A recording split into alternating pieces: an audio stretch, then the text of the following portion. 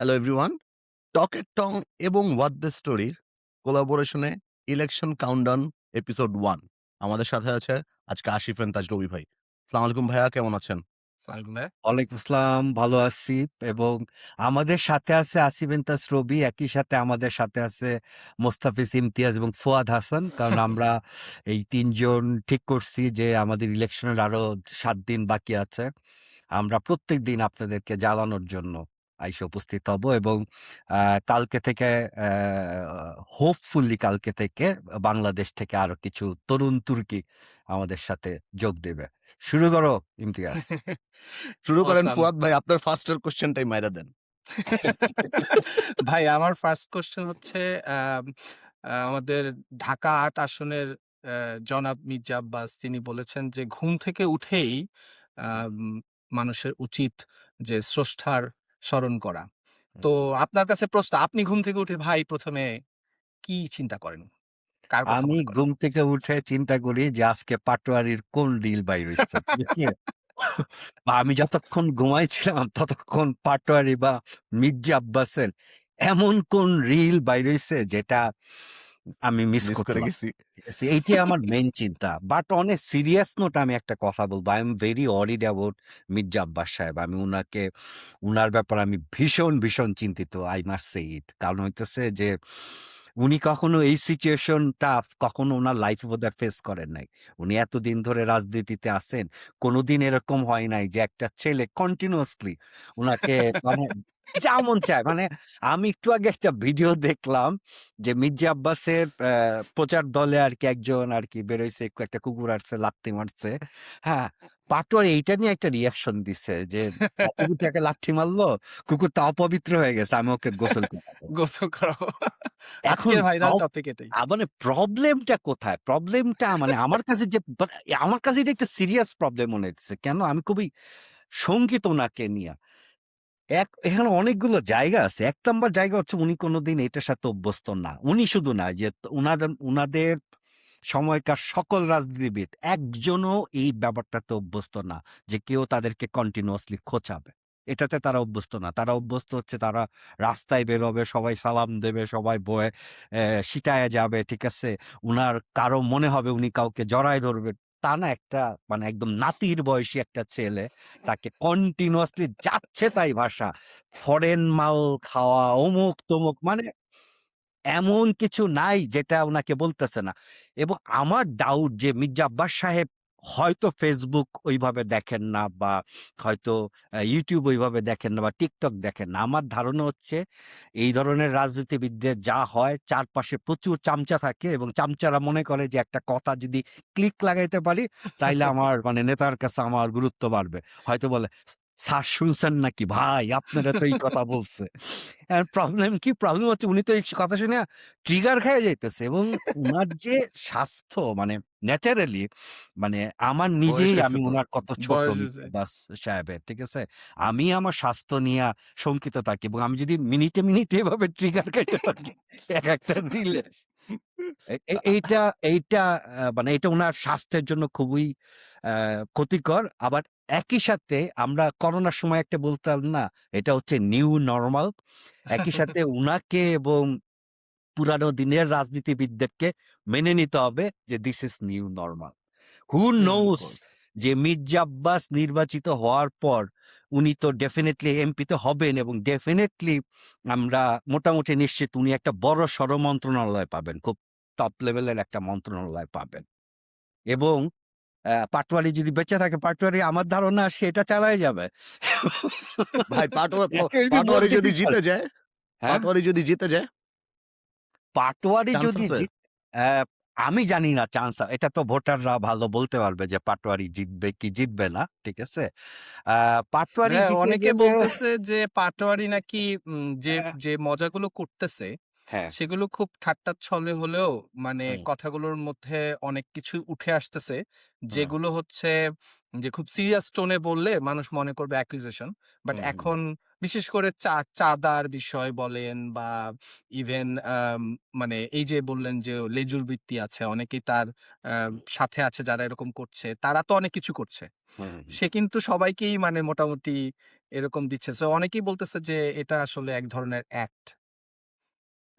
আসলে পাটোয়ারি এরকম না। কিন্তু সে আসলে ওরকম মানে অ্যাক্ট করতেছে। এটা একটা পলিটিক্যাল পারফরম্যান্স এরকম অনেকে বলতেছে। আ আমি ঠিক জানি না। আমার সাথে পাটোয়ারির একবার দেখা হইছিল। ১ বার বা ২ বার দেখা হইছিল। আমি ইয়েতে গেছিলাম। তাদের যে পার্টি অফিস, এনসিপির অফিস তখন মাত্র হচ্ছে। হুম, তখন আমি পাটোয়ারিকে ওইভাবে চিনতাম না। আমি গেছিলাম হচ্ছে আকরাম নামে ওদের এক নেতা আছে। তার সাথে দেখা করতে। আকরামই পাটোয়ারির সাথে তখন পরিচয় করায় দিছে। হ্যাঁ? এবং পাটোয়ারি খুব এমনি করে আমার কথা শোনার চেষ্টা করতেছিল। তো আ কিন্তু পাটোয়ারি হোক আর যেই হোক, এই মানে সে যে পরিমাণ মিডিয়া কাভারেজ পাইতেছে, হুম, বাংলাদেশে ৩০০ টা আসনে বা প্রায় ১,০০০ দেড়েক লোকের মতো মানুষ নির্বাচন করতেছে। কিন্তু সমস্ত নজর এখন পাটোয়ারি আর মির্জা আব্বাসের দিকে। মানে এটা আমাদের একটা everyday Tom and Jerry episode হয়ে গেছে। মানে সবাই তো বলতেছে এটাও যে ঢাকা ৮ আসন ছাড়া মনে হয় নির্বাচন আর কোথাও হচ্ছে না। কোথাও শুধু ঢাকা হচ্ছে না। ৮ এই হচ্ছে। ভাই আমার এটা মির্জা আমার আব্বাস মেয়ে নিজেও বলছে যে, ইলেকশন মনে হচ্ছে আমার আ আ এই খালি আমার এলাকাতেই হইতেছে। আর কোথাও ইলেকশন হইতেছে না বাংলাদেশে। এটা উনি নিজেও বলেছেন। হ্যাঁ। আমার একটা ইয়া হইতেছে পাটোয়ারি যদি জিতে, হুম। পাটোয়ারি যদি জিতে যায়, ও কি তাইলে মির্জা কি হবে? আব্বাসকে মির্জা আব্বাস সাহেবকে কি উচ্ছেদ করে দিবে নাকি আবার? আ এলাকা থেকে? না আমার ধারণা হচ্ছে পাটোয়ারি যদি জেতে তাহলে হুম, আমরা কি বলবো? তাহলে আমরা খুবই ঘটনাবহুল একটা সংসদ পেতে যাচ্ছি। কারণ যে হুম, কথা গলিতে দাঁড়ায় বলা যায়, সেই কথা যদি সে সংসদে দাঁড়ায় বলা শুরু করে, হুম। ঠিক আছে? তাইলে সেটা মানে সংসদ অধিবেশন মানে আরেকটা বিনোদনমূলক আ বা আরেকটা আ ইভেন্টফুল একটা হ্যাপেনিং একটা প্লেসে পরিণত হবে। যে ৫ বছর কন্টিনিউয়াসলি এরকম সেসব মজা। কথা আ বলতেছে। ঠিক আছে? আমাদের অনেক হুম। রিল আসবে মনে হচ্ছে। আমাদের অনেক তখন রিল। অনেক রিল অনেক আসবে বাইরে। আমাদের ভাই একটা জিনিস ভিডিও এখানে লাগবে। ইয়ে হচ্ছে যে পাটোয়ারি কিন্তু রিসেন্টলি মানে আমার কাছে মনে হচ্ছে যে আমরা ট্রাম্পের ক্ষেত্রে যেরকম দেখছি যে পলিটিক্যাল কারেক্টনেস টা ছেড়ে মানে যেভাবে খুশি আ যাকে খুশি বলা যায়। উম হ্যাঁ, আমরা প্রেসিডেন্সিয়াল যে ইলেকশন গুলোতে দেখতাম যে হুম, ইভেন রিপাবলিকান তার সাথে যারা ইয়ে হ্যাঁ, করতেছিল, কম্পিট করতেছিল ইভেন তাদেরকেও সে মানে হুম, খুবই আ ইয়ে করে, রাইট? তো হুম। আমার কাছে মনে হচ্ছে যে অনেকটা এরকম কিছু একটা নিয়ে আসার চেষ্টা করতেছে যে আমরা যে রাজনৈতিক শিষ্টাচার চিন্তা করি সেগুলোর একদম বাইরে নিয়ে যেয়ে একটা আ মানে ইয়াং জেনারেশন বা এদেরকে কি এরকম একটা মিম টাইপের জিনিস দিয়ে কি মোটিভেট করার চেষ্টা করতেছে নাকি আবার? আমার মনে হয় না পাটোয়ারি আ ডোনাল্ড ট্রাম্প বা আমেরিকান পলিটিক্স বা ওয়ার্ল্ড পলিটিক্স বা অন্য কিছুই সে অত বেশি ফলো করে আমার মনে হয় না। আচ্ছা। তাকে আমার অতটা কৌতূহলী মানুষ মনে হয় না। বাট আমি একটা খবরের ব্যাপারে আ তা তা তোমাদেরকে মনে করায় দিতে চাই যে একটা নিউজ আসছিল। নিউজটা ওইভাবে স্ট্রংলি কেউ ডিনাই করে নাই। উম সা সেটা হচ্ছে আসিফ নজরুলের বাসা থেকে ছাগল চুরি গেছিল। ঠিক আছে? ২ টা হুম, হুম, হুম। ছাগল। হুম, হুম, হ্যাঁ, হুম, হ্যাঁ, হুম, হ্যাঁ। হুম, হুম। মনে আছে যে আসিফ হ্যাঁ, হ্যাঁ, নজরুলের মেয়ে হ্যাঁ, হ্যাঁ, উনি উপদেষ্টা উনি তো এখনো উপদেষ্টা। উনি হ্যাঁ। উপদেষ্টা থাকা অবস্থাতেই উনার মেয়ে ২ টা ছাগল নিয়ে খেলতো। একদিন সকালে উইঠা দেখে যে ২ টা ছাগল নাই। পরে সিটিটিভি ফুটেজে দেখা গেল যে ওই ২ টা ছাগল চুরি করতে যে ২ জন ঢুকছিল তাদের একজন হচ্ছে এই পাটোয়ারি সাহেব আরকি, হ্যাঁ? এবং সে নাকি ক্যামেরার সামনে এরকম করতেছিল এবং এই নিউজ বিস্তারিতভাবে আসছে এবং একটা ছাগল তারা ঐদিনই খেয়ে ফেলছে। আরেকটা ছাগল তারা কি বলে রাষ্ট্রপতির পদত্যাগ চাই লেখা একটা প্ল্যাকার্ড দিয়ে ওই ছাগলটা আবার ফেরত দিছে এবং ভাইরে ভাই। এবং আ এই ঘটনাটা আসছে এবং ঐখান থেকেও কিন্তু কি বলবো পাটোয়ারির যে মানে পাটোয়ারির যে দুষ্টুমি বা হুম, মানে হুম, ইয়াং হুম, হুম। পোলাপান মানে একটা সময় ছিল না গ্রামে যে মানে ইয়াং জেনারেশন কি করতো অন্যের ওইখান থেকে ডাব চুরি করতো, মুরগি হ্যাঁ, চুরি হ্যাঁ, হ্যাঁ। করতো, পিকনিক করতো ওগুলি দিয়ে। হুম, মানে হুম, হুম। পাটোয়ারির মধ্যেও ওই ব্যাপারটা আছে এবং সে এ আমার ধারণা সে মজা পাচ্ছে। বিকজ তাকে হুম। ঘিরে এত আলোচনা হচ্ছে এবং সে দেখতে পাচ্ছে সে মজা পাচ্ছে এবং সে ভালোই মজা করতে পারে। আ না এবং সে আমি এটা ডেঞ্জারাস দেখি। ভাই। খুবই ভাই মানে যে একেকটা ডায়ালগ দেয়, একটাতে হ্যাঁ, দেখলাম সে বলছে যে, "কেরু কোম্পানি তো লসে ছিল জানতাম। হ্যাঁ। কিন্তু এখন কেরু কোম্পানি কেন লাভে আছে? কারণ মির্জা আব্বাসের কর্মীদের নাকি ধরা পড়ছে কোনো একজন কর্মী কেরুর বোতল নিয়ে। তো না, আমি হোয়াট ডে স্টোরিতে একটা ভিডিও নিয়ে কাজ করতেছি। এটা হচ্ছে বেস্ট অফ পাটোয়ারি। ঠিক আছে? পাটোয়ারি সব ভিডিও কম্পাইল কইরা।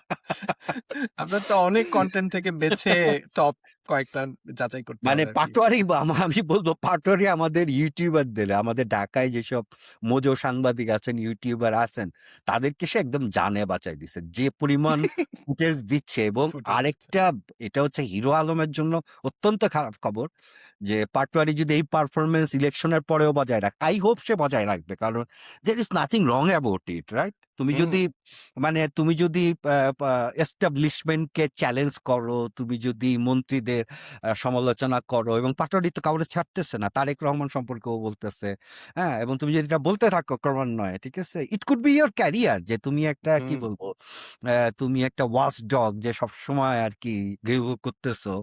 আহ, আহ, আহ, কোনো প্রবলেম তো আমি এখানে দেখি না, এবং এটা মত প্রকাশের স্বাধীনতা, ঠিক আছে। তারেক হুম। রহমানকে নিয়ে কি বলছে এটা একটু বলে দেই। তারেক হুম, রহমানকে নিয়ে বলছে, মানে এটা মনে হয় তারেক রহমানকে নিয়েই বলছে। আর তো হুম, কাউকে নিয়ে এরকম ভাবে বলার কথা না।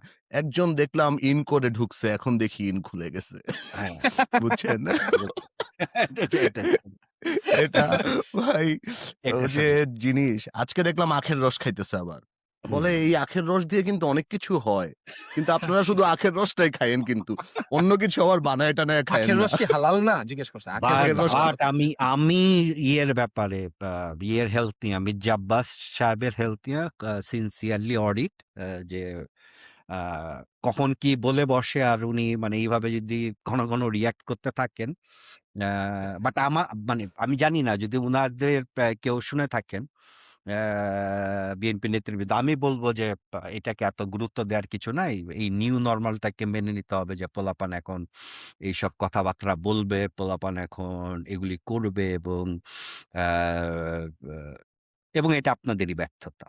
বিকজ ইউ গাইস, মানে আপনারা ফেল করছেন, আপনারা ফেল করে করে রাজনীতিকে এমন জায়গায় নিয়ে আসছেন, এবং আপনারা রাজনীতির এমন কোন স্ট্যান্ডার্ড সেট করতে পারেন নাই। এই যে আমরা যদি আমাদের তিনজনের মধ্যে কথা বলি, আমরা বলতে পারি যে আমেরিকান পলিটিক্সের একটা স্ট্যান্ডার্ড ছিল, একটা স্ট্যান্ডার্ড সেট করা ছিল, সেই সেট করা স্ট্যান্ডার্ডই ভেঙে চুরে চুরমার হয়ে গেছে একজন লোকের জন্য।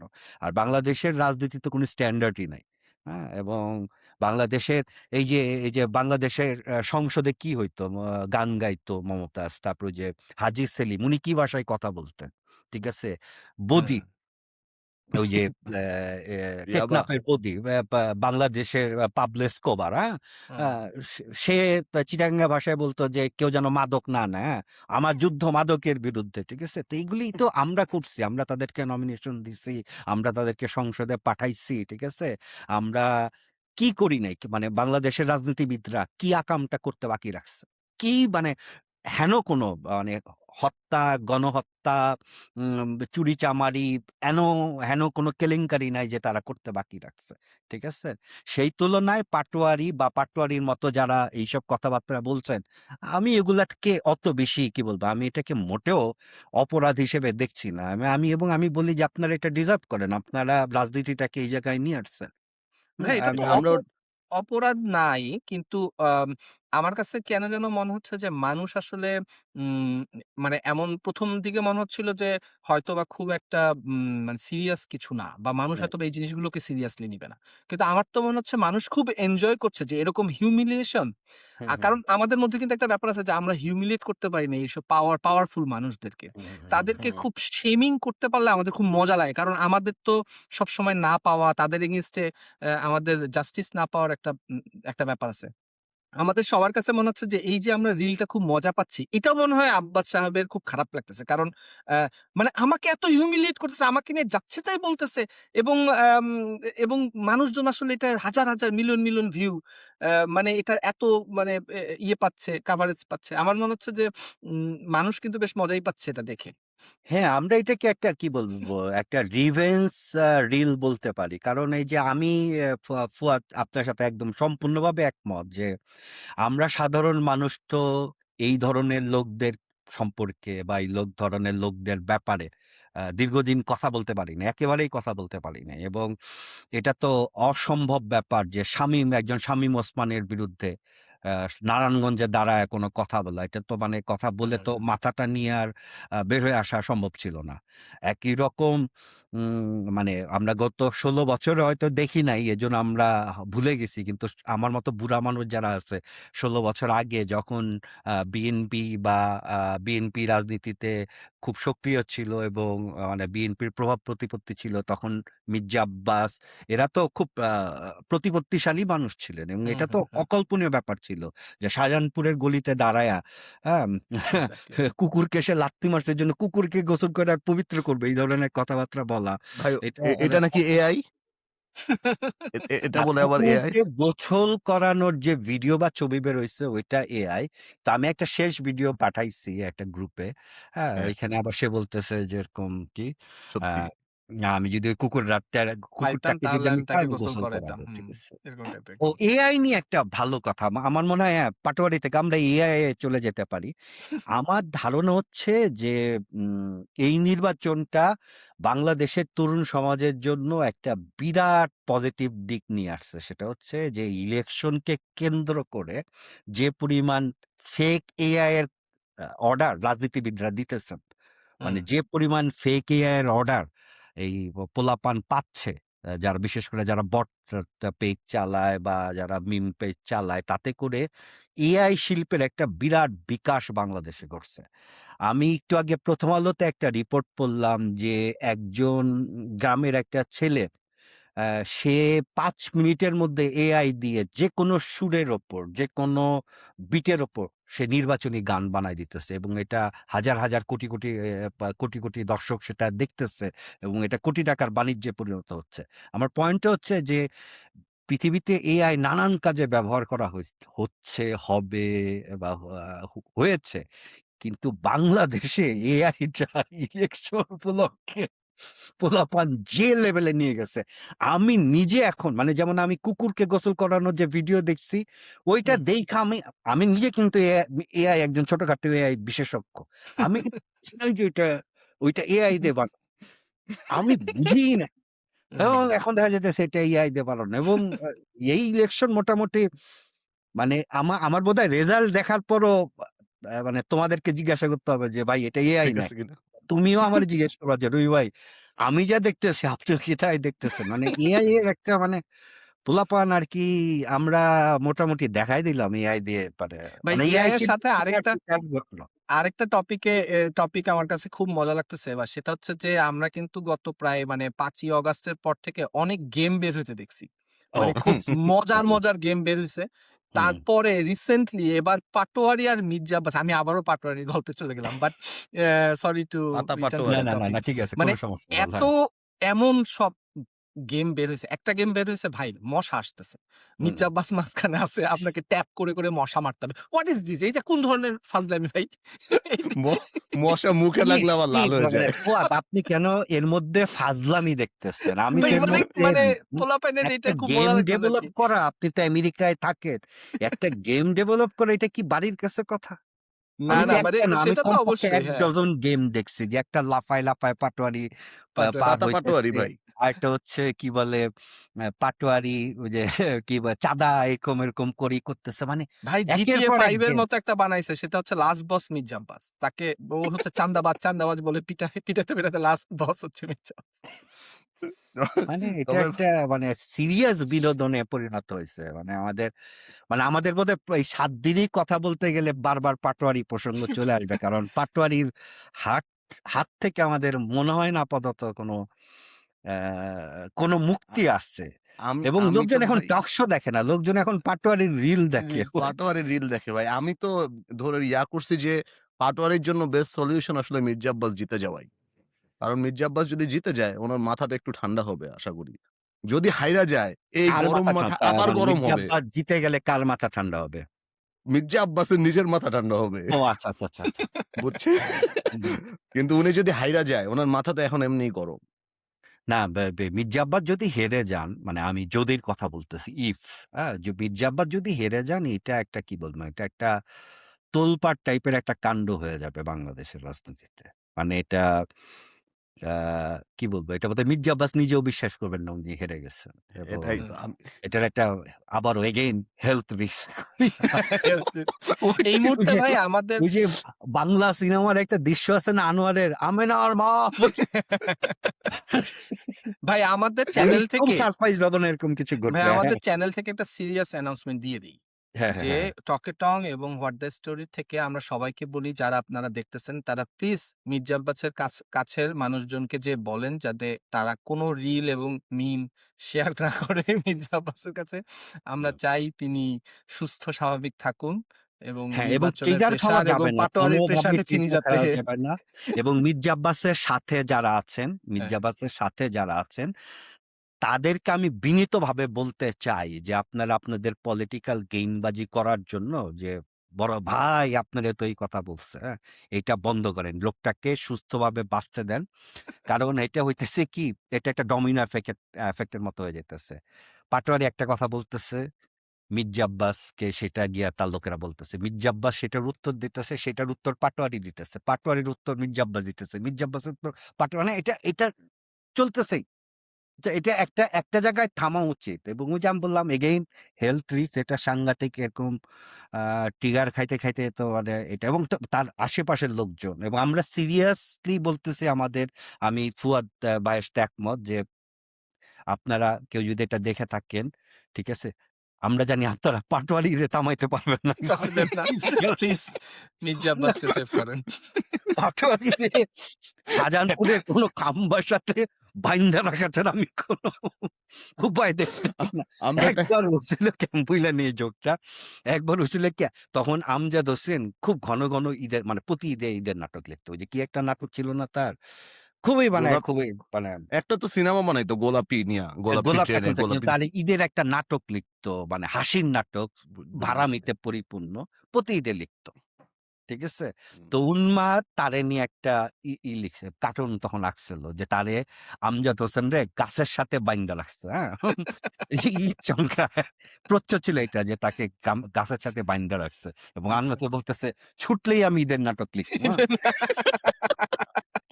তো পাটোয়ারিরে যদি আমাদের পাটোয়ারিরে গাছের সাথে বাইন্ধা রাখবো।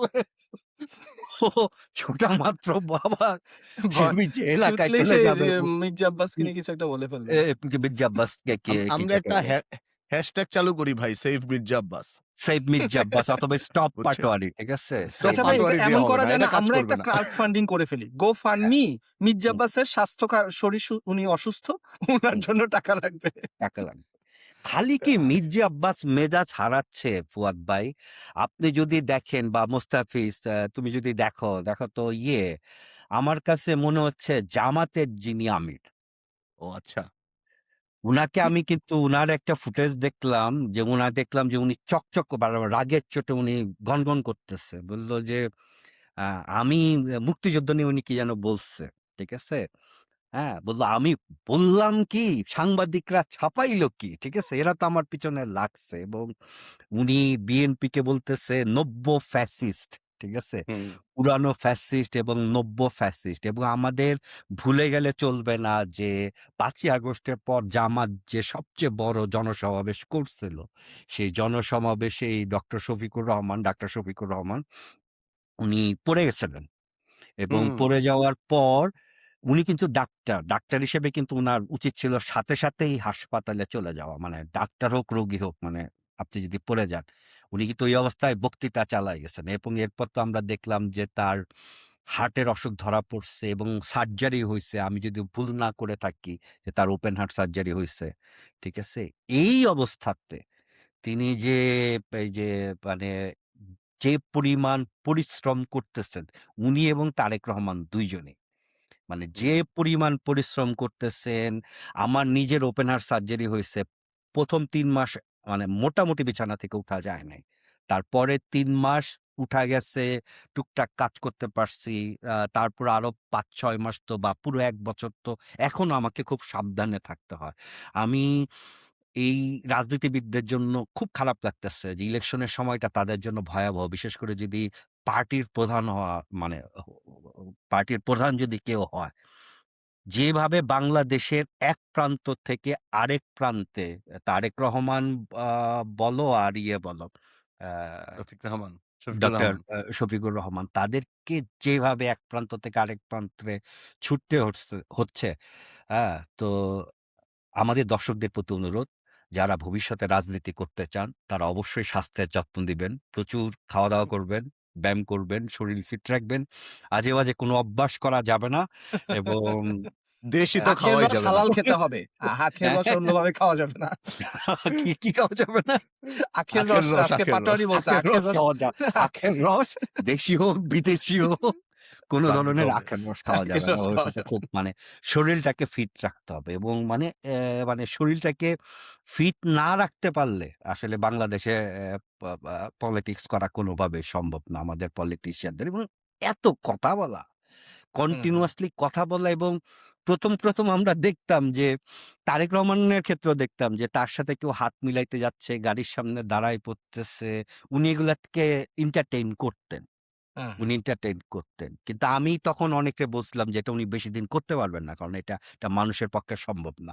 এখন আর দেখি যে উনি অতটা এন্টারটেইন করেন না। এখন কেউ আসলে উনি অন্যদিকে তাকায় থাকেন। কারণ দিনে যদি মানে আমি জাস্ট ভাবতেছি যে দিনে যদি ১,০০০ মানুষ আমারে জড়ায় ধরে, তাহলে তো আমার বুকের হাড্ডি এমনিই বাইঙ্গা গুঁড়া হয়ে যাওয়ার কথা না? এবং সবার সবচেয়ে বড় কথা হচ্ছে যে সবাইকে এ দিকে তাকায় একটা হাসি মারা। হ্যাঁ? হুম, এবং হুম, হুম। যে হাসিটা মেকি, ওর হয়তো দুপুরে খায় নাই। হুম? ওর হয়তো ইলেকশনের ফান্ডের টাকা শেষ হয়ে গেছে। ওর হয়তো একজনরে ও টাকা দিছিল পোস্টার বানানোর জন্য। হয়তো টাকা মাইরা উইড়া গেছে। মানে ওর ভেতরে নানান যন্ত্রণা চলতেছে। অথচ তাকে নির্বাচনের মাঠে হাসি মুখে হাত নাড়ায় কথা বলতে হচ্ছে। মানে এইটা ভাই আপনি চিন্তা করেন যে বিয়ের আসরে বউ জামাইরা যে মানে কতক্ষণ ধরে ছবি তুলে। মানে হ্যাঁ, সবার দিকে তাকায় থাকে। মানে রাজনীতিবিদদের আপনার বর্ণনা শুনে আমার মনে হচ্ছে যে তো প্রতিদিনই একটা লং রাইট। টার্ম বিয়ের অনুষ্ঠানে বসে আছে মনে হচ্ছে। হ্যাঁ, মানে আমাদের বিয়ের বরকনেরা যেমন অনেক হ্যাঁ। টেনশনের মধ্যে থাকে, তাদের অনেক ইন্টারনাল অনেক সময় অনেক ঝামেলা থাকে, শ্বশুরবাড়ির রিলেটেড কোনো প্রবলেম থাকে, কিন্তু তাদেরকে সবসময় মুখে একটা ফেক হাসি নিয়ে বসে থাকতে হয়। আমাদের রাজনীতিবিদদেরও একই অবস্থা। আমি এই জায়গায় একটা মানে অন এ সিরিয়াস নোট এই জায়গায় একটা কথা বলতে চাই, সেটা হচ্ছে ইলেকশন পলিটিক্সটা শুধু বাংলাদেশ না, সারা পৃথিবীতেই একই রকম। আমেরিকার ইলেকশন পলিটিক্স নিয়ে বেশ কয়েকটা মুভি আছে। একটা মুভির নাম আমি এখন মনে করতে পারতেছি না, বাট আমি কথা দিতেছি এইটা যখন সম্প্রচার করা হবে আমি কমেন্টে লিখে দেব। ক্যাম্পেইন বা এই টাইপের একটা মুভি। ওইখানে আসলেই দেখা যায় যে একজন প্রার্থী যখন আমেরিকায় যখন একজন প্রার্থী দাঁড়ায়, তখন ১ম এ যেটা চেক করা হয় হচ্ছে তার সমস্ত কিছু। মানে তাকে আগে এক জায়গায় মানে পার্টির একজনের কাছে মানে যে পিআর টিমের সদস্য তার কাছে সব স্বীকার করতে হয় যে আমি ওই জায়গায় ১২ বছর আগে ১৪ বছর আগে ওই আকাম করছিলাম, ওই কুকাম করছিলাম, হ্যান করছিলাম, ত্যাং করছিলাম। কারণ সেই সব রেকর্ড ডিলিট করা, তার সোশ্যাল মিডিয়ার ট্র্যাক ডিলিট করা, এক্সাক্টলি। তাকে গ্রুম করা এবং মানে যখন একজন প্রার্থী হিসেবে সে যখন মাঠে ২৪ টা ঘন্টা তাকে ক্যামেরা ফলো করতেছে। এই যে কুত্তাকে লাথি মারার কথা থেকে আমার মির্জাব্বাসের কথা যে মানে রাস্তায় কুকুর দেখলে মানে মানে যাচ্ছে আমরা তো মানে অনেকেই লাথি মারে। ঠিক আছে? মির্জা আব্বাস যদি জানতো যে এটা ভিডিও মির্জা হয়েছে আব্বাস উনি আবার নিজেও এটা মারে নাই নিয়ে ভাই। ৩ দিন আব্বাস সাহেব ভাই আবার আপনি এখন নিজেও মারে কিভাবে নাই। করবেন? এই যে মনে করেন একটা ভিডিও দেখলাম আজকে যে হুম, মির্জা আব্বাস আসতেছে কোন একটা টঙের দোকানে বা এরকম কোন একটা এলাকায় যাচ্ছে সে। হুম, তার আগে চেলা-চামুন্ড চলে গেছে। তারা যেয়ে সবাইকে বলছে, "এই পান আমান, হ্যাঁ? হুম, এই হুম, শান্ত হুম, হয়ে দাঁড়ান, হ্যাঁ? হুম, মির্জা আব্বাস আসতেছে।" মানে এই যে বিষয়টা মির্জা আব্বাসের থেকেও মির্জা আব্বাসের আশেপাশের মানুষজনের অতি উৎসাহে যে এই কাজগুলো করতেছে, এগুলো হুম। তো মনে করেন মানুষজন সারাক্ষণ ভিডিও করতেছে। মানুষের তো এখন হাতে সবার হাতে ভিডিও। এবং এটা ভিডিও খুব করে ডেঞ্জারাস। অনলাইনে আমি চলে আসলে বাজারের ওই ভিডিওটা শেষ। দেখছি। হ্যাঁ, হ্যাঁ। হুম, এই হুম। ফুয়াদ প্লিজ বলেন, কন্টিনিউ মানে করেন। ওটাই আরকি। মানে আমার কাছে মনে হয়েছে যে ওই যে কুকুরকে লাথি দেওয়ার কোনো প্রয়োজনই হয়তোবা ছিল না। হুম, হুম। কিন্তু মির্জা আব্বাস আসতেছে এই একেবারেই রাস্তায় প্রয়োজন কোনো ছিল না। কুকুরও কোন থাকতে পারবে না। প্রয়োজনই একটা ছিল দিলাম না। লাথি, হ্যাঁ, দেখাইলাম যে একেবারেই আমি ছিল না। হ্যাঁ। কিন্তু ওই যে ক্যামেরায় রেকর্ড হয়ে যেতেছে। হ্যাঁ, তারপর যে রেকর্ড হয়ে বাজারে যাচ্ছে। অহেতুক ঢোকার আগে ওই যে আপনি যেটা বললেন, বাজারে ঢোকার আগে বলতেছিল যে আপনারা আ কি যেন? পানামায় বসেন, অমুক হুম, করে পানামায় হুম, বসেন। বসেন, হুম, তমুক করে বসেন, হ্যান হুম। করে বসেন। এরা জানেও না যে এদেরকে সার্বক্ষণিক রেকর্ড করা হইতেছে। রেকর্ড করে রাখতেছে। এবং আরেকটা ডেঞ্জারাস জিনিস দেখছি, আবার পাটোয়ারির কথায় আসতে হবে। পাটোয়ারির রাস্তার আ যে ইটালি হোটেল বলি না? হুম, হুম, হুম, ওইখানে হুম, হুম। সে খুব মাখায়া ডিম দিয়ে, ডাল দিয়ে ভাত খাইলো। এবং হুম, হুম। এখন এটা যদি মির্জা আব্বাস কপি করতে যায়, তাহলে যদি কেউ গিয়া বলে যে, "বস ও তো রাস্তায় খাইছে, আপনারও খাইতে হবে।" হুম।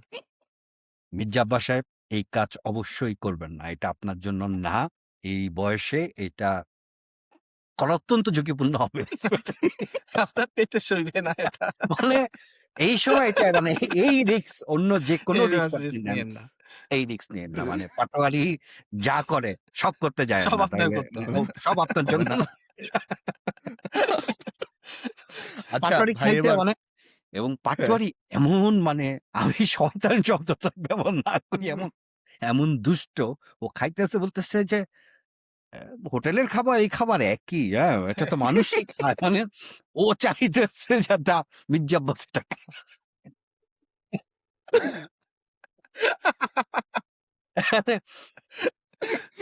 আল্লাহ! মির্জা ভাই ও আব্বাস ও ভুলে এটা যেটা খায়েন দুষ্টামি না। করে যদি বলে ওর এটা চেহারা খান দেখলে তাহলে বোঝা যায়। তাহলে আপনি একটা স্টেজ করতে পারেন যে হোটেলটা ওরকম থাকবে, প্লেটটা ওরকম থাকবে কিন্তু খাবারটা আসল ভালো জায়গা থেকে আসবে। ওইটাও ফেক করতে হবে আয়োজন করে বাট আচ্ছা মানে ভাই এটা এবার আমরা অন আ আ ব ব ইয়া থেকে বিএনপি আর এনসিপি থেকে এবার একটু জামাতের দিকে যাই। হ্যাঁ, জামাতও যে প্রচন্ড বিনোদন দিচ্ছে, হুম। এটা কি দেখছেন নাকি? আজকে দেখি ওরা দেখি বলছে ওদের ইশতেহারে ওরা নাকি মুক্তিযুদ্ধের ইতিহাস শিখাবে হুম। বাচ্চা-কাচ্চাদের। এটা কি শুধু তাই শিখাবে? না, এটা কি ওরা তো বোধহয় দাঁড়িপাল্লা নাকি কোনটাকে যেন বলতেছে যে মুক্তিযুদ্ধের প্রতীক। আমি তো হ্যাঁ, হ্যাঁ। দাঁড়িপাল্লা। হ্যাঁ, এরকম একটা দাঁড়িপাল্লা দেখলাম। মুক্তিযুদ্ধের প্রতীক। দাঁড়িপাল্লা মুক্তিযুদ্ধের প্রতীক এবং স্কুলের সিলেবাসে হচ্ছে ওরা নতুন শিখাবে নাকি কিভাবে মুক্তিযুদ্ধ ইয়ে হইছে। ইতিহাস শিখানো হবে মুক্তিযুদ্ধের। তো ভাই এটা কি আবার ইতিহাস ইশতেহারে দিছে। শিখাতে পারে ওরা আপনার মনে হয়? কি ইতিহাস হইতে পারে আরকি? আমি মানে আমি তো আজকে খুবই ফান মুডে আছি। আমি ভাই আমরাও কোনোভাবে ফান আজকে মুডে আছি কোনো আজকে। সিরিয়াস আমরা আলোচনায় ঢুকবো না। যেহেতু সিরিয়াস না তো এটাও তো ফান। আজকে এটা আজকে যেহেতু ওপেনিং আমি কোনো অবস্থাতে সিরিয়াস মুডে যাব না। কারণ হচ্ছে এই নির্বাচন নিয়ে যদি আমরা সবাই ট্রিগার খাই আমরা অসুস্থ হয়ে আম যাবো। এমনি আমরা আমরা একটা মজা ৫ই আগস্টে আমরা একটা যে টনটনে ম্যাচ দেখছি ওইটাতে আমাদের হুম, আ মানে আমার নিজের হার্টের ১২টা তখনই বাইজা গেছে। আমি শুধু এইটুক বলব যে জামাত বলতেছে আরকি এখন তাদের বলার সময় যে তাদের কাছ থেকে মুক্তিযুদ্ধ শিখতে হবে এবং তারা ইতিহাস লিখবে। আমি খুব আগ্রহ নিয়ে থাকবো যে তারা কি না আচ্ছা ইতিহাস তাহলে লেখে। কিন্তু তার আগে জামাতের তো পিনাকি বলছে যে মুক্তিযুদ্ধে ১,৫০০ লোক মারা এটা বলছে না? সর্বোচ্চ হ্যাঁ, ২০০০ হ্যাঁ। না হ্যাঁ, তার হিসাব ২০০০ অনুযায়ী ২,০০০ ২ এর লোক বেশি হয় মারা না মনে গেছে। হয়। উনি আবার যেটা অনেকগুলা রেফারেন্স দিছে। এখন এই রেফারেন্স কেউ খুঁজে দেখছে কিনা জানি না আসলে। বাঙালি রেফারেন্স খুঁজে দেখার মতো মানে মতো হ্যাঁ, জায়গায় নাই। এবং আমি বলি যে এই যে মুক্তিযুদ্ধ মানে এই কথাটা সিরিয়াস হয়ে যাচ্ছে। এই মুক্তিযুদ্ধকে সবচেয়ে বেশি অপমান জামাত করে নাই। মুক্তিযুদ্ধকে সবচেয়ে বেশি অপমান করছে শেখ হাসিনা এবং আওয়ামী লীগ। এরা হুম, মুক্তিযুদ্ধটাকে সস্তা একটা পণ্য বানাইছে, একটা প্রোডাক্ট বানাইছে। যা যত ধরনের অপকর্ম আছে সব মুক্তিযুদ্ধের চেতনার নামে তারা বিক্রি করছে।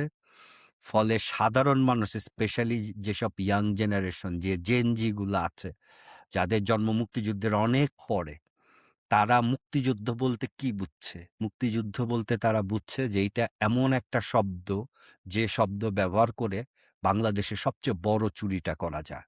এটা এমন একটা শব্দ যেটা ব্যবহার করে রাস্তা থেকে মানুষকে তুলে আনা যায়, গুম করা যায়। এইটা এমন একটা শব্দ, এইটা দিয়ে চুরি করা যায়, সন্ত্রাস করা যায়, এটা দিয়ে সকল ধরনের অপকর্ম করা যায়। সো মুক্তিযুদ্ধের মানেটা এখনকার তরুণ প্রজন্মের কাছে যেটা সেটা খুব সুখকর কিছু না। এবং তা তো of course। যেকোনো এফেক্টের একটা রিভার্স এফেক্ট থাকে। এখন মানে আমি একজন লেখক হিসেবে আমি এই জামাত যেই কথা বলতেছে এটা আমি কিন্তু বা পিনাকি যেই কথা বলেছেন ১,৫০০ ২,০০০ মানুষ মারা গেছেন। আমি এতে একেবারেই বিস্মিত না এবং আমি এটা নিয়ে আতঙ্কিতও না। আমি অরিডও না। বরঞ্চ আমি অরিড ছিলাম যখন আওয়ামী লীগ মুক্তিযুদ্ধের নামে যা ইচ্ছা তাই করে বেড়াচ্ছিল। মুক্তিযুদ্ধটাকে তারা একদম সাবানের মতো ব্যবহার করেছে। তখন আমি অডিট ছিলাম এবং তখন যেহেতু অডিট ছিলাম কারণ আমি জানতাম যে ওই ওই দুর্গ একদিন ভেঙে পড়বে এবং দুর্গ ভেঙে পড়ার পর কি হবে? ঠিক সেই জিনিসটাই আমি ভাবছিলাম যেটা এখন হচ্ছে। এখন আমাদের জামাত যদি আমাদের এখন মুক্তিযুদ্ধের ইতিহাস শিখায়, পোলাপান সেইটা নেবে। নেবে কারণ তাদের কাছে মুক্তিযুদ্ধের অভিজ্ঞতা ভালো না। তারা দেখছে যে গত ১৬ বছরে আওয়ামী লীগ মুক্তিযুদ্ধের নামে কি করছে। এখন ইতিহাস হয়তো এইভাবেই বদলায়। ইতিহাসের মোড় হয়তো এইভাবে বদলে যায়। অ্যা আমি এইটুক বলতে পারি যে ২০০৮ এর নির্বাচনে 111 এর নির্বাচন কি ২০০৮ এ হলো? ২০০৮ এ ভাই। হ্যাঁ, ২০০৮ হ্যাঁ, হ্যাঁ। ২০০৮ এর হুম। যে নির্বাচনে সেইখানে কিন্তু মুক্তিযুদ্ধ সেন্টিমেন্টটা সাংঘাতিকভাবে নির্বাচনের ক্ষেত্রে কাজে এসেছিল এবং এটা আওয়ামী লীগের পক্ষে গিয়েছিল। এবং সেই সময় একটা দাবি ছিল যে যুদ্ধাপরাধীদের বিচার চাই। হ্যাঁ? এবং হুম, মানুষ হুম, হুম। তখন বিশ্বাস করত যে আওয়ামী লীগকে ভোট দিলে তারা যুদ্ধাপরাধীদের বিচার করবে বা মুক্তিযুদ্ধের চেতনা বাস্তবায়িত হবে। তখন সেই একটা ফ্লো মানুষের মধ্যে আসছিল। ২০০৮ থেকে আজকে ২০২৬ আজকে মুক্তিযুদ্ধ মানেই হচ্ছে মানে এটা মানে আমার এটা ঝাইরা বলতে কোনো আপত্তি নাই। এখন মুক্তিযুদ্ধ মানেই হচ্ছে একটা কি বলবো? একটা সার্কাস্টিক বিষয়। অতটা আবেগের বিষয় না এবং হুম। আগে ডাইলিউট মুক্তিযুদ্ধ করে যে ফেলছো তো। পরিমাণ ইমোশন ক্যারি করত, এখন ওই পরিমাণ ইমোশন ক্যারি করে না। এটা আমি একদম সোজাসাপটা বলতে চাই। একেবারে এবং এই বাস্তবতা আমাদেরকে মেনে নিতে হবে। True, true. আচ্ছা যাই হোক হ্যাঁ, আমরা ভাই সিরিয়াস টপিকে সিরিয়াস না যাই। টপিকে আর না যাই আপনাকে সেখান থেকে বের করে নিয়ে আসি। আমার কাজ হচ্ছে আপনাকে লাইনে রাখা আজকে, আচ্ছা, আপনাকে আচ্ছা। মেরিফুল রাখা। তো হ্যাঁ, হ্যাঁ। যেহেতু আমাদের আপনি একটা জেন জির একটা টপিক আনলেন, আমি হ্যাঁ, আসলে এদের উম এদের ডায়নামিক্স টা বুঝার চেষ্টা করতেছি। মানে হ্যাঁ, এই যে নির্বাচন, আপনি একটা মজার জিনিস হয়তোবা দেখছেন এনসিপির ম্যানিফেস্টোতে হ্যাঁ, ওরা কিন্তু বলছে কি যে ১৬ বছরে নিয়ে আসবে নির্বাচনের বয়স। হ্যাঁ। আমার কাছে খুব ইন্টারেস্টিং লাগছে এবং একটা কথা তারা বলছে যে তারা হচ্ছে ইয়াং পোলাপাইনের অনেক নিছে। আপনার এই যে মানে তারা কি চিন্তা করতেছে। আমার কাছে মনে হয় এনসিপি ধরতে পারছে যে তাদের যে ফ্যান বেসটা সেই ফ্যান বেসটার বয়স আরেকটু কম।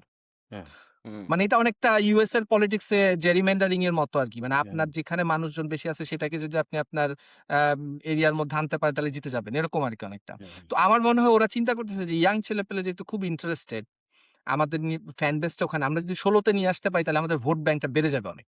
হ্যাঁ। আমার কাছে এটা মনে হয়েছে। জি এখন এদেরকে জিজ্ঞেস করে আপনি তো দেখছেনই যে এরা এখনো প্রিপারেশনই নেয় নাই পরীক্ষার। তো হুম। এদের এরা নির্বাচনের ৭ দিন কিন্তু ওদের জন্য অনেক আগে। ওরা কিন্তু মনে করেন নাকে তেল দিয়ে ঘুমাচ্ছে। এখন ওরা আসলে কি করবে এবার? আমি জাস্ট মানে আমার ২ টা অনুমানের কথা বলি। একটা হচ্ছে হাদি মারা যাওয়ার পর ঝুমা হুম, বা জুমা, জুমা না জুমা। জুমা জুমা। খুব সম্ভবত ইলেকশন করত। কিন্তু বেচারা ইলেকশন করতে পারে নাই, আটকে গেছে এই কারণে যে নির্বাচনের প্রার্থী হইতে গেলে বোধহয় বয়স ২৫ হতে হয়। খুব সম্ভবত। আচ্ছা। নির্বাচনের প্রার্থী হতে গেলে বয়স ২৫ হতে হয়। সো বয়স ২৫ না হওয়ার কারণে অনেক জেনজি এবার প্রার্থী হতে পারেনি। যেমন জুমা প্রার্থী হতে পারেনি। মানে আমার ধারণা আরকি মানে হুম, হুম, হুম। জুমা প্রার্থী হতে পারেনি। সো তাদের এই একটা আক্ষেপ আছে। আর ২য় আক্ষেপটা ওই যে ১৬ তারা তো নিজেরাও বুঝতেছে যে আ মানে পোলাপান টিকটক দেখা শুরু করে হচ্ছে ১২ বছর বা ১৩ বছর ১২-১৩ থেকে। বছর ঠিক থেকে। আছে? তো তাদের ফ্যান বেস তো এই ১২-১৩ বছরের মধ্যেই অ্যা বা মানে ১২-১৩ বছর থেকেই শুরু হইছে এবং তারা একটা বিপুল সংখ্যক বড় একটা চাঙ্ক তারা মিস করতেছে এই ভোটে। সো তারা এক্সাক্টলি। ন্যাচারালি চাচ্ছে যে এই গ্রুপটাকে যদি ভোটে আনা যায়। হুম, তবে আমাদেরকে এটাও মাথায় রাখতে হবে যে খোদ আমেরিকায় কত বছরের নিচে যেন গাড়ি চালাইতে দেয় না? ১৬ ১৬ ১৬, বছরের ১৬ নিচে হুম। হুম, গাড়ি চালাইতে দেয় না। আ এ পা ২১ বছরের নিচে সিগারেট বা অ্যালকোহল কিনতে দেয় না। ঠিক আছে? তো এই প্রত্যেকটা ব্যাপারের একটা একটা বৈজ্ঞানিক এবং সামাজিক কারণ আছে এবং হুম, আমরা যদি রোড অ্যাক্সিডেন্ট এর ক্ষেত্রে দেখি যে ১৬ বছর থেকে ২১ বছরের পোলাপান বেশি রোড অ্যাক্সিডেন্ট করে। কারণ হুম, এই বয়সে তাদের যে মানে তাদের শরীরের ভেতর যে পরিমাণ আগুন এবং বারুদ থাকে, ঠিক আছে? সেটা অনেক বিপজ্জনক দিকে মোড় নেয় এবং তারা অতটা লজিক্যালি সবসময় চিন্তা করে না এবং এই বয়সটা খুব বিপজ্জনক। পৃথিবীর যেকোনো আন্দোলনে এই বয়সের পোলাপানি সবার আগে আগায় যায়। কারণ এই বয়সে মানুষের ভেতর লোভ কম থাকে, ভয় কম থাকে, অফুরন্ত সাহস থাকে। কাজেই ইমোশন এই থাকে বয়সটা একদম পিওর খুব ইমোশন। বিপজ্জনক। আর এই ফাঁকে আমি বলতে চাই যে কালকে এই ছেলেটা আমাদের এই আগামীকালকে আমাদের এই শোতে যোগ দেবে। আমি কালকে ২ জনের সাথে কথা বলছি যে তারা কাকে ভোট দেবে। একজন বলল যে সে ভোট দেবে না। একেবারে ভোট দেবে না। সে কিন্তু জুলাই আন্দোলনে সরাসরি অংশগ্রহণ করছিল। সে ভোট দেবে না। এবং তার ভেতরে আমি কোনো আগ্রহ দেখলাম না। একেবারেই না। আমি বুঝাইলাম যে, "তুমি ভোট দিতে যাও, তুমি একটু ভিডিও কইরা আমারে হোয়াটস এর জন্য পাঠাও।" তার কোনই নাই। আগ্রহ নাই। আরেকজনকে বললাম, আরেকজনের সাথে কথা হইলো। সে জুলাইয়ের সময় সে আন্দোলন তো করছে। তাকে আমি আমার উপন্যাসেরও একটা চরিত্র বানাইছি। কারণ সে পুলিশের হাতে ধরা পড়ছিল, মাইর খাইছিল, জেলখানায় ছিল। সে খুবই উদাসী গলায় বলল, "হ্যাঁ, মানে ভোট দিতে সে গাজীপুর যাইতেও পারে।" মানে সে ঢাকায় থাকে, তার বাড়ি গাজীপুর, যাইতে পারে। তা আমি জিজ্ঞেস করলাম যে, "কাকে ভোট দিবা?" বলল, "ভাই এখনো ঠিক করি নাই।" আমি তো ঠিকভাবে জানিও না আমার এলাকায় কোন প্রার্থী দাঁড়াইছে। আমি খুব অবাক হলাম। আমি বলছি, ৭ দিন বাকি আছে। এত বড় একটা নির্বাচন। মানে তোমার আন্দোলনের ফলেই মানে তোমাদের মতো ছেলেপেলেদের আন্দোলনের ফলেই এই ইলেকশনটা হচ্ছে। এখনো প্রিপারেশন নাও নাই। প্রার্থীদেরকে ভেরিফাই করো নাই কাকে ভোট দিবা। তখন ওই যে আরেকজন ১ম জন বলল, "ভাই আমরা জেনজি আমরা পরীক্ষার আগের রাতে পইড়া পরীক্ষা দিই।" ঠিক আছে? আমরা ব্যালট পেপার হাতে নিয়ে ডিসাইড করমু কারে ভোট দিমু, কারে ভোট দিব না। আমার কাছে মনে হয় যে এইবারের ইলেকশনে এই সুইং ভোটার একটা বিরাট ফ্যাক্টর হবে। আমার ধারণা যে গত ১৬ বছর যেহেতু আমরা ভোট দেই নাই বা ১৭ বছর পর যেহেতু এই ১ম বারের মতো আমরা ভোট দিতে যাচ্ছি, যারা গত ১৭ বছর ভোট দেয় নাই, তারা তো ভোট দেওয়া আমার ধারণা ভুলেও গেছে। তারা সিল মারতে গিয়ে উল্টাপাল্টা সিল মেরে ফেলার ব্যাপক সম্ভাবনা আছে যেহেতু মানে ১৬ বছর প্র্যাকটিস না থাকলে যা হয়।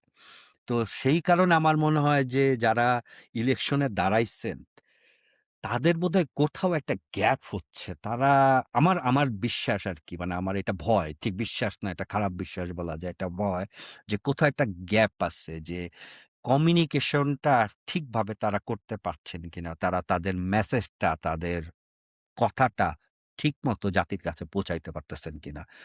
তারা কি তারা যদি ভাবেন যে আমি রাস্তা বন্ধ করে মিছিল করব। সারারাত মাইকিং করব। গভীর রাত পর্যন্ত মাইকিং করব। লিফলেট দিয়ে রাস্তাঘাট ভরায় ফেলবো। ঠিক আছে? আমার বাসায় কেউ চায় না তার বাসার দেয়াল নষ্ট হোক। হুম। আমি দেয়াল পোস্টার দিয়ে মাখায়ে ফেলবো এবং মানুষ আমাকে ভোট দেবে। আমার ধারণা এই আন্ডারস্ট্যান্ডিং এ একটা বড় ধরনের পরিবর্তন এইবারের ভোটে আসতে পারে। আমার ধারণা। না ভাই আসতে আপনার তো কি পারেই মনে ভাই। হয় যে এই যে নতুন মানে আপনি যেটা বললেন এটা তো আসলে মানে আমরাও আলোচনা করতেছিলাম যে আগের নির্বাচনগুলোই মানে এরকম আরকি মজা করে বলতেছিলাম যে আগেই ভালো ছিলাম। নির্বাচনের দিনটা ছুটি কাটাইতাম। উম বিরিয়ানি-বুরানি কবর খাইতাম। থেকে উঠে এসে কেউ একজন ভোট দিয়ে যাইতো। মৃত আত্মীয়স্বজন। তো এবার তো আসলে নির্বাচন নিয়ে অনেক চিন্তা করতে হচ্ছে। মানে কাকে ভোট দিব? কারণ নির্বাচন তো এবার চলে আসছে।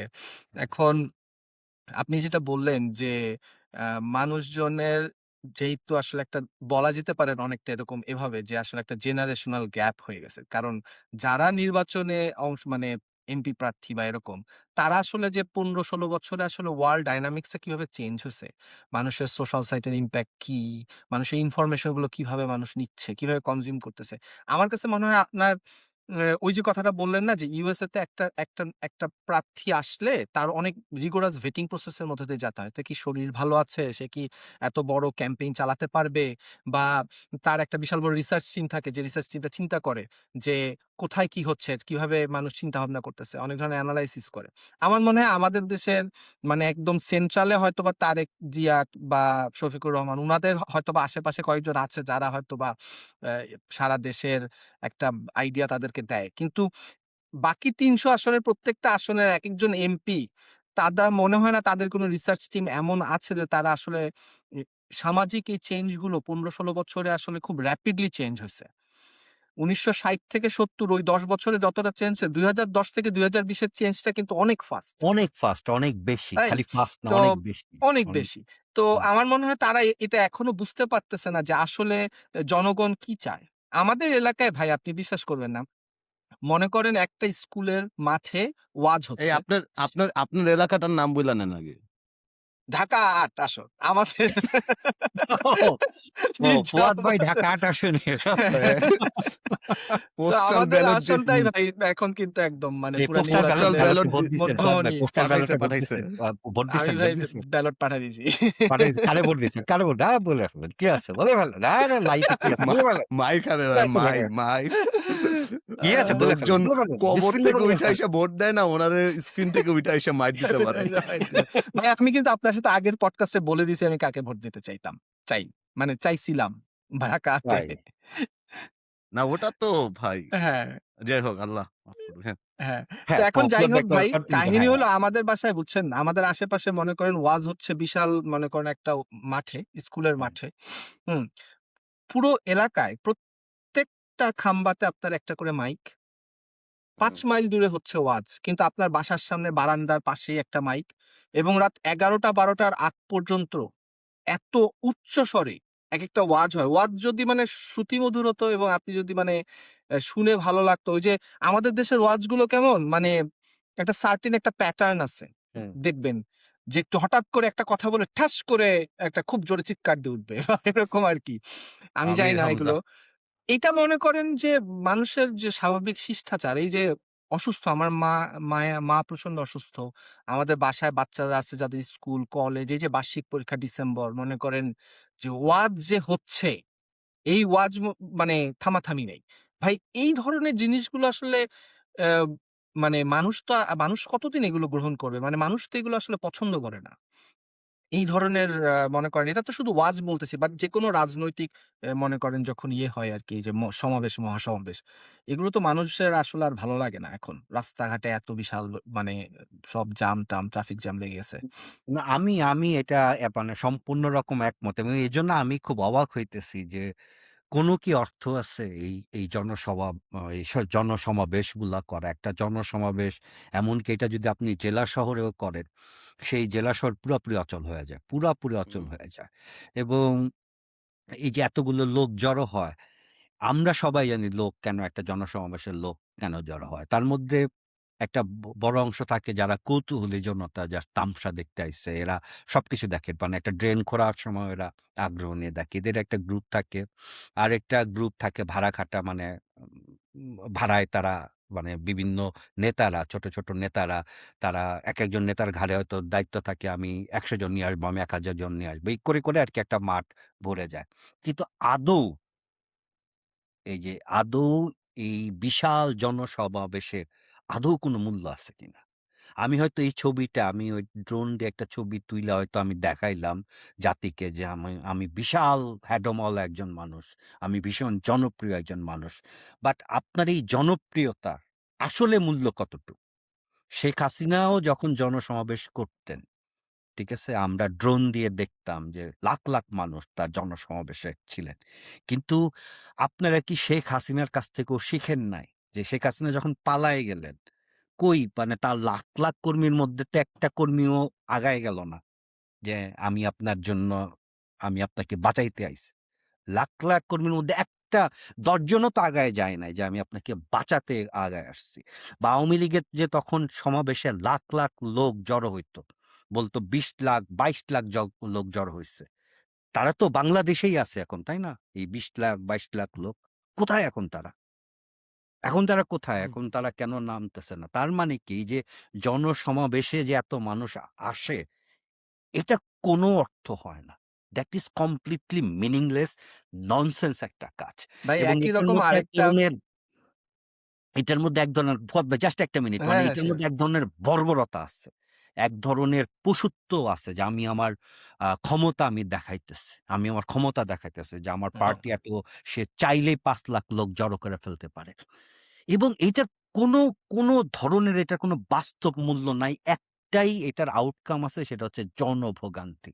এবং ২০২৬ সালে এসেও যদি আমাদের পলিটিক্যাল পার্টিরা বুঝতে না পারে যে এইখানে একটা ভিডিও ছাড়লে সাথে, সাথে ১০,০০০ লোকের কাছে পৌঁছায় যায়। সাথে, সাথে কোটি মানুষের কাছে পৌঁছায়া যায়। একটা ভিডিও, একটা ফোন কল, হুম, হুম। আ ব্যা ব্যা একটা মেসেজ, একটা Facebook পেজ, একটা YouTube চ্যানেল, ঠিক আছে? তারা যদি পাবলিকদের কিছু বলতে চায়, তাহলে তারা সেই কথাগুলো এইসব চ্যানেল ব্যবহার করে বলুক। এই যে জনসমাবেশ, এই জনসমাবেশের মানে ফাইনালি এটার কোনো ধরনের নিজের ক্ষমতা দেখানো ছাড়া এটার কোনো ধরনের অর্থ হয় না। আর আমি একটা জিনিস খুবই ভয় পাই। ভয়টা কি আমি বলি, যখন কোনো পলিটিক্যাল পার্টি মিছিল বের করে, আপনাদের কারো যদি অভিজ্ঞতা থাকে যে একটা পলিটিক্যাল পার্টি একটা মিছিল বের করছে, ট্রাক দিয়ে তারা যাচ্ছে, র‍্যালি করে যাচ্ছে। মিছিলের পাশে যদি আপনি দাঁড়ায় থাকেন, আপনি সিরিয়াসলি ভয়ে কুঁকড়ে যাবেন। কুঁকড়ে যাবেন। কারণ তারা পশুর মতো আচরণ করতেছে। তারা নাচতেছে, গাইতেছে এবং আপনি যদি কোনোভাবে তারা যদি টার্গেট করে যে আপনাকে তারা আ ভোগান্তিতে ফেলবে বা আপনাকে তারা পিটাবে, পিটাইয়া মেরে ফেলবে। আশেপাশের লোকজন ভয়ে তারা অন্যদিকে তাকায় থাকে যে যাতে আই কনট্যাক্ট না হয়। দেখে ফেললে যদি নেমে আসে ট্রাক থেকে। তো এই বীভৎস রাজনীতি, এই বীভৎস রাজনীতির যে শক্তির প্রদর্শনী, এটা আমাদের উপমহাদেশের কয়েকটা দেশে এখনো চলতেছে। এবং আমার ধারণা এগুলি আর বেশিদিন চলবে না। আ হুম। মানুষ যেভাবে সচেতন হওয়া শুরু করছে, আমার মনে হয় না এগুলি খুব বেশি দিন চলবে। কেন তাসনিম যারা করতেছে না নির্বাচনী প্রচারণা? তাসনিম যারা নির্বাচনী প্রচারণা করতেছে না, সে তো মিছিল করতেছে না, সে তো মাইক ব্যবহার করতেছে না। এবং তাসনিম যারা হওয়ার সম্ভাবনা আছে। এবং হ্যাঁ, আমাদের অসাধারণ ভাই। ভোটারদেরকেও সচেতন হইতে হবে। ভোটারদেরকেও মুখ ফুটে বলতে হবে যে, "ভাই, যে মাইক বাজাবেন আমি তাকে ভোট দেব না।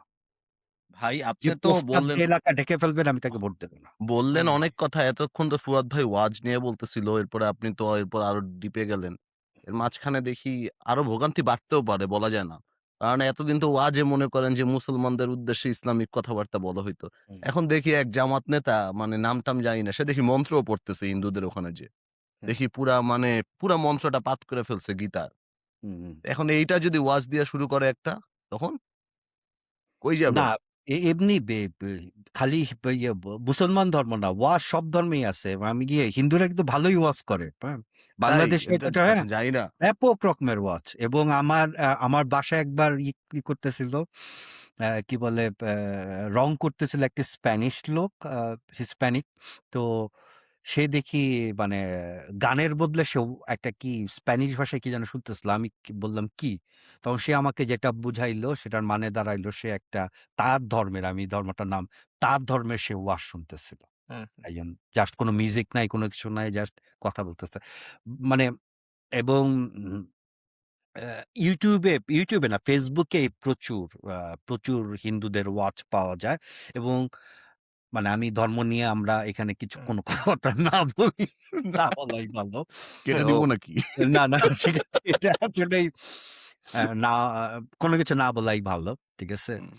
তো না মানে ভাই এখানে আসলে ওয়াচ একটা এক্সাম্পল, মানে যেটা আমি হ্যাঁ, বুঝাইতে রাইট। চাইছি সেটা হচ্ছে যে যেকোনো পাবলিক দুর্দশার একটা ক্রিয়েট করে হুম, হুম, আপনি যখন এটা চেষ্টা করতেছেন, এটা হুম, মনে করেন রিলিজিয়াস প্রিচিং হোক, এখানেও হুম, এদেশেও তো ইউএসএ তে আপনার প্রোটেস্ট্যান্ট যে চার্চ গুলো আছে সেখানে গেলেও দেখবেন যে এরকমই শোম্যানশিপ এর মাধ্যমে তারা প্রিচিং করে। হুম, তারা টাকা পয়সা জোগাড় করে। তারপর ব্লাক চার্চ গুলোতে গেলে দেখবেন যে তারা গান গাচ্ছে। তাদের হাইমের মাধ্যমে তারা প্রচার করে। রাইট?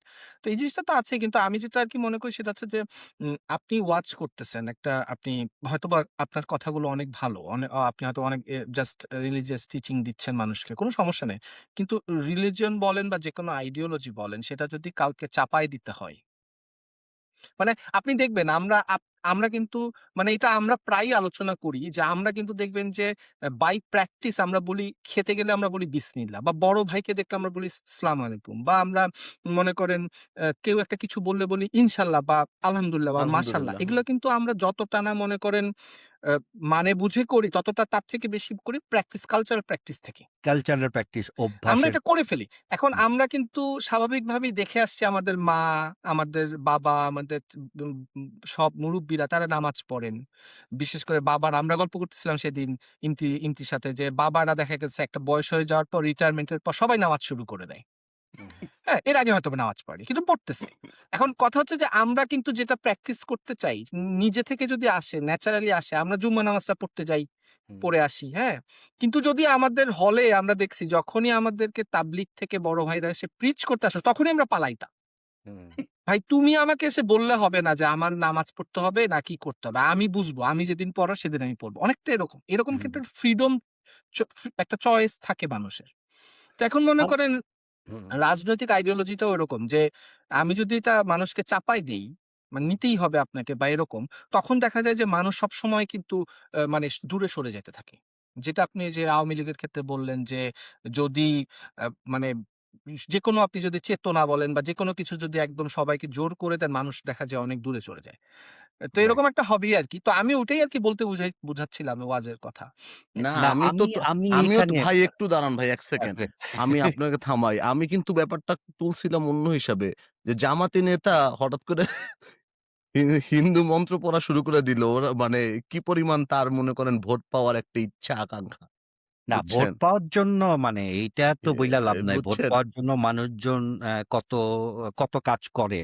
মানে এটা ইভেন বাংলাদেশের উদাহরণও যদি দেয়া হয়, আ কালকে আমি সেই উদাহরণগুলা দিব যে ভোট পাওয়ার জন্য আ আ আমাদের প্রার্থীরা কি বলছে এর আগে। আমি এটা নিয়ে কালকে একটা বিস্তারিত লেকচার দিব। কিন্তু তার আগে আমি ফুয়াদ এবং তোমার দুজনেরই একটা অংশ টাইনা নিয়া বলি। যেমন ওয়াচ বা আ এখন বাংলাদেশে একটা নতুন কালচার আসছে সেটা হচ্ছে গায়ে হলুদের গান বাজনা ছাদের উপর।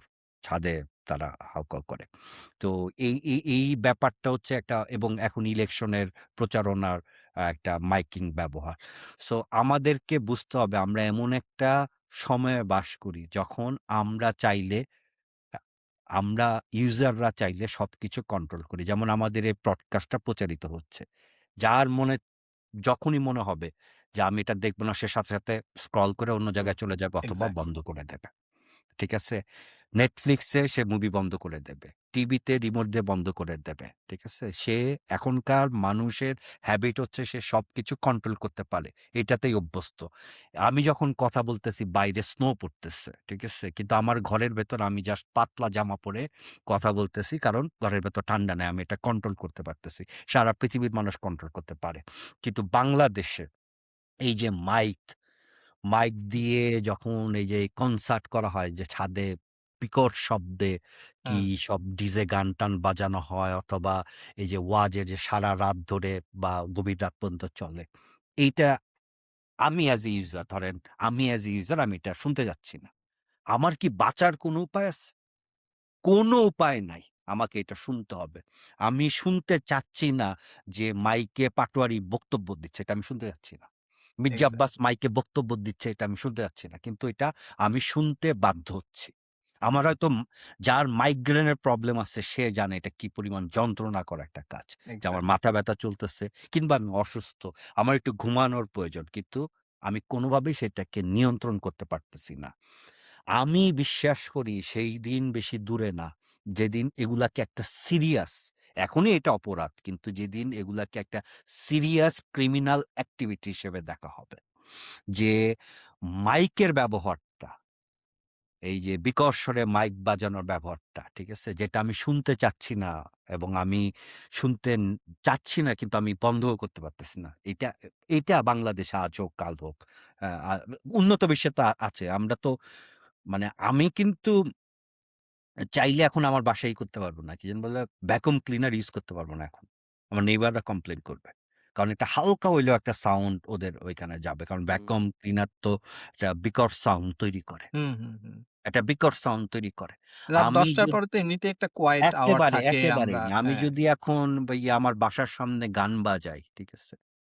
এটা ম্যাসাকার হয়ে যাবে। পুলিশ সাথে চলে আসবে। সাথে ৫ চলে আসে। মিনিটও আমি গান বাজাইতে পারব না। পুলিশ সাথে চলে আসবে। যেকোনো সভ্য সমাজে তাই হয়। কারণ এখন অনেকে ঘুমাচ্ছে। হুম, অনেকে হুম, হুম। সকাল ৬ টায় অফিসে যাইতে হবে। অনেকে সকাল ৪ টায় অফিসে যাইতে হবে। তারা এক্সাক্টলি। ঘুমাচ্ছে। এবং এই দেশে মানে আমি আমার পাশে প্রতিবেশী ঝগড়া করতেছে বা জোরে টিভি চালাইতেছে। এই দেশে অহরহ এইসব কারণে পুলিশ আসে। স্পেশালি আমেরিকায় যারা অ্যাপার্টমেন্টে থাকে। অ্যাপার্টমেন্টে হুম। থাকে। অ্যাপার্টমেন্টে যারা থাকে তারা জানে যে এটা মানে এটা কতখানি মেইনটেইন করতে হয় এবং আমি মনে করি প্রত্যেকটা বাঙালির একবার ধইরা আমেরিকার অ্যাপার্টমেন্টে, হ্যাঁ? ১ দিনে মানে ৭ দিনের জন্য একটা ট্রেনিং এ পাঠানো উচিত যে দেখ কিভাবে সভ্যভাবে হুম। বাস করতে হয় এবং ভাইয়া আমরা ঘরের মধ্যে অলমোস্ট চিল্লাফাল্লা অমুক-তমুক, হ্যাঁ? এটা ভাইয়া স্টপ। আমরা অলমোস্ট 1 আওয়ার মার্কে চলে আসছি। তো হুম, হুম, আজকের গল্প আমরা শেষ করব একটা আপনার কাছে আপনার সাথে একটা বিষয়ে কথা বলি। সেটা হচ্ছে হুম, এটা হচ্ছে আপনি তো আমাদের কয়েকদিন আগে আমাদের টকে টং এর পডকাস্টে আসছিলেন। হুম। সেই পডকাস্ট আমাদের one of the successful podcast আচ্ছা। আমাদের শুনে এপিসোড। অত্যন্ত আনন্দিত হইলাম। অবশ্যই আমরাও অনেক আনন্দিত। ভিউ এখন কথা হচ্ছে ইউটিউবেও ভিউজ বেশি এবং একটা রিল আলহামদুলিল্লাহ মানে আমাদের ১ম রিল হিসেবে অনেক দূর গেছে আরকি। ভেরি গুড, মানে ভেরি গুড। এখন ভাই শুনেন, এই আমাদের যে রিল গুলো এবং যে পডকাস্ট গুলো বেড়েছে, এই পডকাস্ট মানে ইউটিউব এবং ফেসবুকে অনেক কমেন্ট আসছে। হুম, হুম। কিছু কমেন্ট আপনাকে একদম ধুয়ে দিছে। তাই? হ্যাঁ, কিরকম, কিরকম, একদম কিরকম শেষ। আমি শুনি নাই। এই রবি রবি ভাই জানেন না কিছু। আচ্ছা। ওয়াকার সাহেব তখন কি ৫ই আগস্টে কি করছে উনি কিচ্ছু আচ্ছা, জানেন না। ও হ্যাঁ, আচ্ছা। তারপর মনে করেন ইনি তো ১ম আলোর হুম। ইয়ে, দালাল। ১ম আলো ডেইলি স্টারের দালাল। হ্যাঁ, লোক। না, তারপর দালাল না, হ্যাঁ, এটা লোক। লোক মনে করেন লোক। এরকম একটা আরকি। হুম। তারপর হচ্ছে মনে করেন বলছে যে উম আপনি যেহেতু রবীন্দ্রনাথের আপনি একটা বলতেছিলেন যে আপনি হুম। আপনার সামনের ওয়ালে রবীন্দ্রনাথের দেয়ালে আপনি রবীন্দ্রনাথকে নিয়ে অনেক কিছু লিখছেন। একটা লিখতেছেন, একটা উপন্যাস লিখতেছেন। তো মনে করেন ওখানেই হ্যাঁ, এই উনি তো একজন সুশীল তাহলে। হুম, তো হুম। এই যে ভাই বিষয়গুলো মানুষ আপনি তো একজন পাবলিক মানে আপনার তো অনেক ফ্যান ফলোয়ার বেস। ফুয়াদ আপনি ভাই আসলে এই একটু জিনিসগুলোকে কিভাবে নেন এবং কিভাবে আপনি ফুয়াদ ভাই দেখেন? হুম। শেষ করার আগে একটু ভাই উনি তো যেগুলা বললই। আর যেটা আরেকটা ভাইরাল হইছে সেটা হচ্ছে আপনি যে ইন্ডিয়া নিয়ে একটা পার্ট ছিল। ইন্ডিয়ার মিডিয়া গার্বেজ কিন্তু ইন্ডিয়ায় একটা সুশীল শ্রেণী আছে। হ্যাঁ, সিভিক সোসাইটি হ্যাঁ? আছে। তো এখন মনে করেন আমরা রিলটা আসলে এমনভাবে কাটছি যেন আপনার পুরাটাই আসে। হুম। কিন্তু পরে দেখলাম আপনাকে পশ্চিম বাংলা থেকেও ধুইতেছে। এই বাংলাও ধুচ্ছে, ওই বাংলাও ধুচ্ছে। আপনি তো মনে করেন যে যেদিক থেকে পারছে ওদিক থেকে ধুইছে ওই রিলটাতে।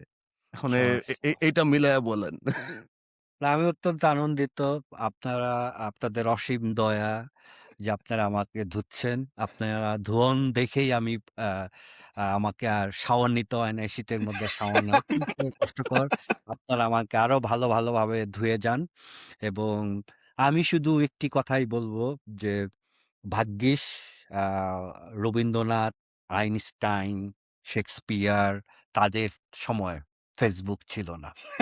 যদি ফেসবুক থাকতো এবং তারা যদি ফেসবুক দেখে চলার চেষ্টা করত, তাদের তারা বোধহয় কেউ আর এই পর্যন্ত যেতে পারত না। যেতে তবে পারত আমি না। অবশ্যই সমালোচনাকে একদম স্বাগত জানাই। ধুয়ে দেওয়াকেও স্বাগত জানাই। গালি দিলে আমি অনেক সময় ব্লক মারি। তবে সবচেয়ে কোথায় ব্লক মারি এটা আমি একটু বলি। আমি কিন্তু অনেক সময় গালি দিলেও ব্লক মারি না। আমি সবচেয়ে ব্লক মারি যে ধরো একটা বিষয় আমি জানি। একদম কনফার্ম জানি যে এটা এই। মানে আমি কনফার্ম জানি। মানে ওই বিষয়ে আমি এক্সপার্ট, মাস্টার। ঠিক আছে? ঠিক ওই বিষয়ে যখন কেউ আমারে জ্ঞান দেয়,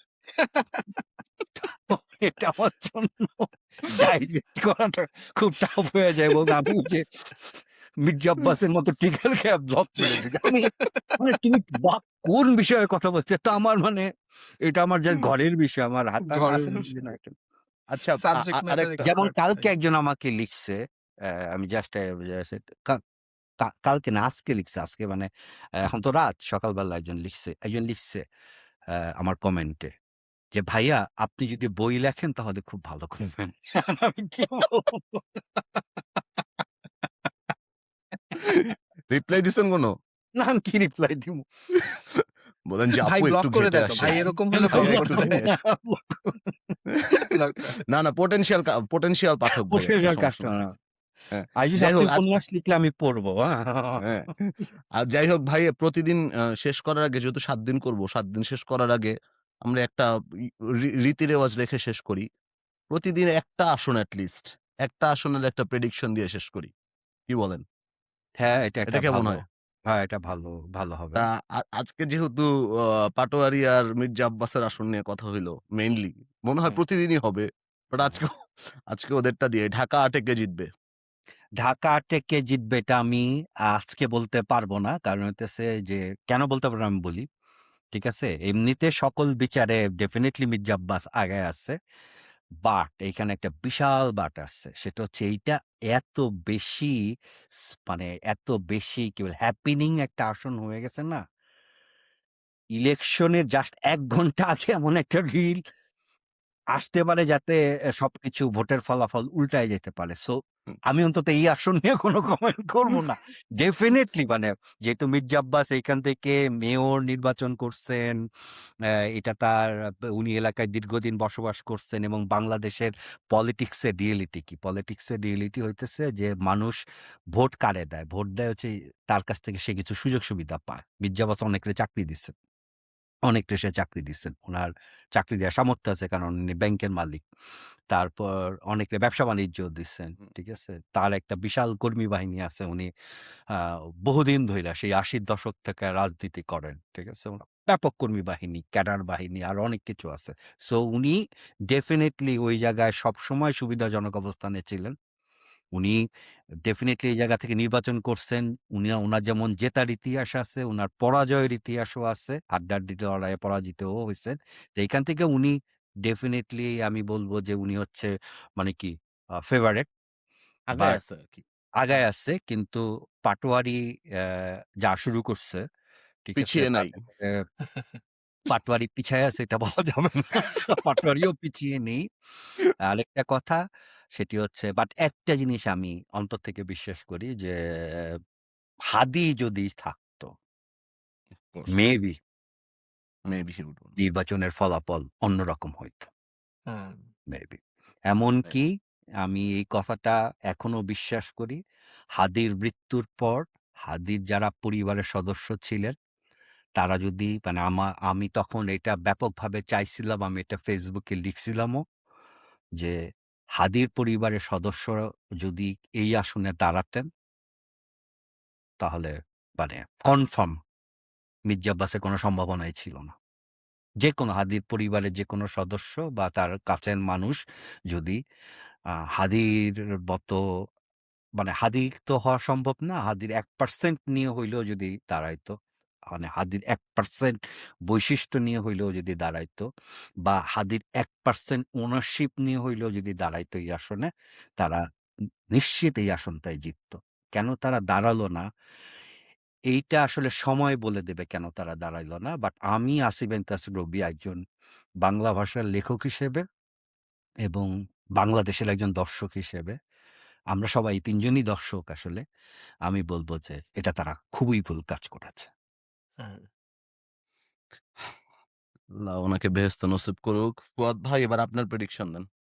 আমার প্রেডিকশন তো হচ্ছে উনার নাম কি? লাস্ট নাম আলম। কি যেন? মেঘনা আলম? মেঘনা আলম। হুম। উনি তো একবার জিতে গেছে ভাই ২০২০ সালে। একবার তো হুম। জিতছে।